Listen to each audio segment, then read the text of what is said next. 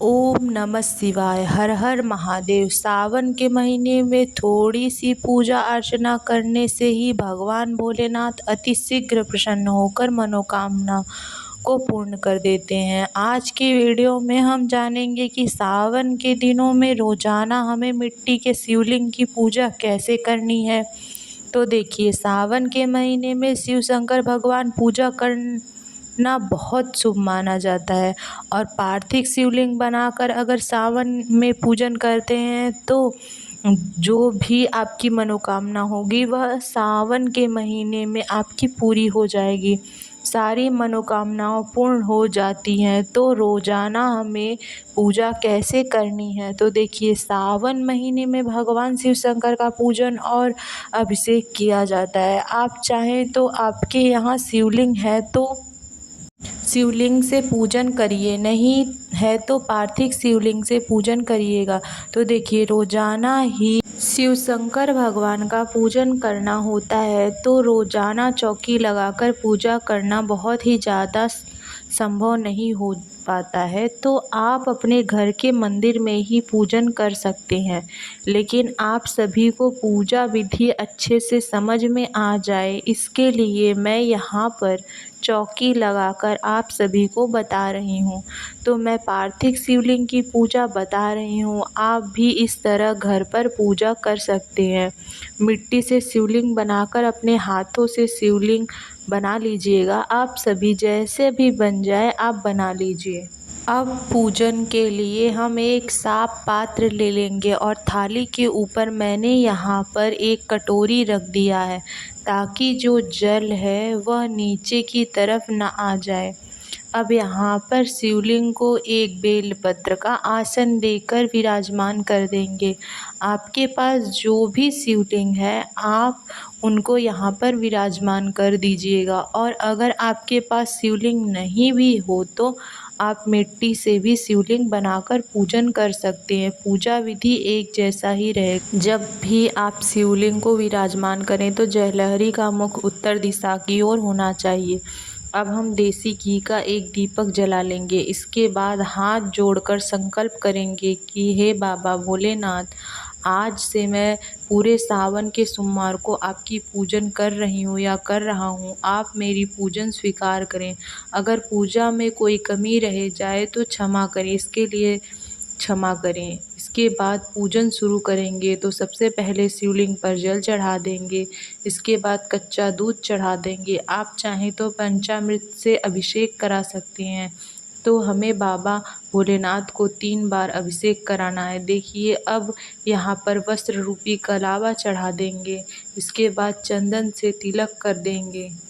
इसके बाद हमें बाबा भोलेनाथ को बेलपत्र समर्पित करेंगे। तो आप बेलपत्र ज़रूर समर्पित करिएगा क्योंकि महादेव बेलपत्र से बहुत जल्दी प्रसन्न हो जाते हैं। तो आपके पास अगर एक बेलपत्र है तो आप एक ही बेलपत्र प्रेम से रोजाना समर्पित करिए। तो देखिए, बेलपत्र का जो चिकना साइड है उसी तरफ हमें शिवलिंग को स्पर्श करके समर्पित करना होता है। तो अपने इच्छा के अनुसार आप बेलपत्र चढ़ा दीजिए। तो बेलपत्र हमें रोजाना चढ़ाना है। इसके बाद अगर आपके पास समी पत्र है तो आप समी चढ़ा दीजिए। इसके बाद हम फूल समर्पित कर देंगे। तो देखिए, आपके पास जो भी फूल हो आप समर्पित कर दें। भांग, धतूरा, ये सभी चीज़ें महादेव समर्पित कर दें। इसके बाद हम महादेव को धूप दिखा देंगे। महादेव को धूप अति प्रिय है। इसके बाद हम महादेव को भोग अर्पित करेंगे। तो आपके पास जो भी ऋतु फल है आप महादेव को समर्पित कर दें। अगर आपके पास मिश्री, गुड़, चीनी कुछ भी है तो आप प्रेम से महादेव को भोग अर्पित कर दें। वो भाव के भूखे होते हैं, ना कि फल या फिर मिश्री मेवा के। तो आपके पास जो भी है वो आप महादेव को समर्पित करें प्रेम से। इसके बाद हम दक्षिणा समर्पित करेंगे। तो आप रोज़ाना पूजा कर रहे हैं तो आप रोज़ाना अपने सामर्थ्य के अनुसार दक्षिणा समर्पित कर दें। इसके बाद हम बहुत प्रेम पूर्वक आरती करेंगे। तो सबसे पहले गणेश जी की आरती, इसके बाद भगवान शंकर की आरती करेंगे और पूरा पूजन कर उठते समय हमें ओम नमः शिवाय का जाप करते रहना है। इस तरीके से हम सुबह सुबह यह पूजा कर लेंगे।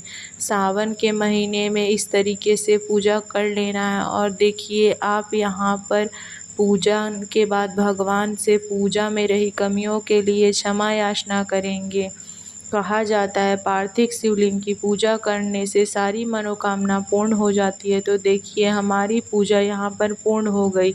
जब दीपक शांत हो जाएगा तब आप उसके बाद ही हमें विसर्जन करना होता है। पूजा के 1 घंटे बाद ही हमें विसर्जन करना है। आपने जो प्रसाद चढ़ाया है उसे आप अपने परिवार में बाँट दें। इसके बाद आपने जो दक्षिणा चढ़ाई है वो आप किसी पंडित जी को या किसी कन्या को दान दे दें। और जो ये आपने फूल पत्ते चढ़ाए हैं उसे आप किसी गमले में या नदी में या फिर भूमि विसर्जन कर सकते हैं। ध्यान रखिए कि आपको तुलसी के गमले में ये सारी चीज़ें नहीं डालनी है, ना ही जल डालना है और ना ही ये फूल पत्ते डालने हैं। तो आप इसे किसी दूसरे गमले में आप डाल दें जिससे ये सड़ के खाद बन जाएगा।